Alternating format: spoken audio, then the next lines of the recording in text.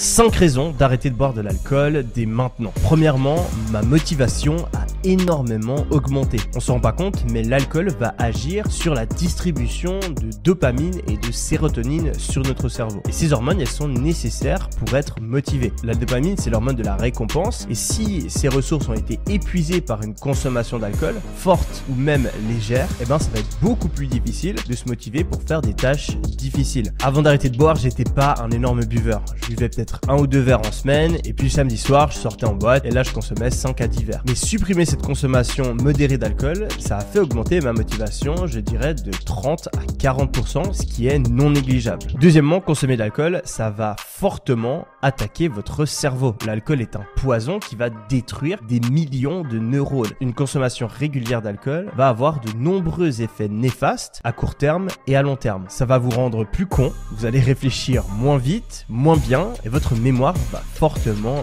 baisser. Bonne nouvelle, une partie des dégâts que vous avez faits en consommant l'alcool vont diminuer dès le moment où vous arrêtez de boire de l'alcool, et je dois avouer qu'au cours des dernières semaines, j'ai l'impression que mon cerveau fonctionne beaucoup mieux. Troisième point positif, je bois plus d'alcool, donc j'ai plus de gueule de bois. Quand on est jeune, c'est pas trop grave, notre foie fonctionne à 200% et on arrive à éliminer l'alcool rapidement. Mais passé 25 ans, pour la plupart des gens, les gueules de bois, ça commence à faire vraiment mal. Envie de vomir, mal à la tête, mais surtout déprime, dépression, anxiété et l'impression d'être une énorme larve pendant toute la journée du lendemain, voire même la journée d'après. C'est quelque chose qui ne me manque pas, et au final, si on analyse vraiment, ça détruit pas seulement notre week-end, mais aussi une grosse partie de notre semaine. Quatrièmement, je bois plus d'alcool, donc j'ai beaucoup moins envie de sortir en boîte ou de rester éveillé tard. Et ça me permet de maintenir une routine plus saine, de me sentir mieux et d'être plus productif. On s'en rend pas compte jusqu'au moment où on arrête de boire, mais en fait la plupart des gens se voilent complètement la face. On pense qu'on boit de l'alcool parce qu'on est en boîte et que c'est un petit peu mieux si on boit de l'alcool, mais en réalité, on va en boîte uniquement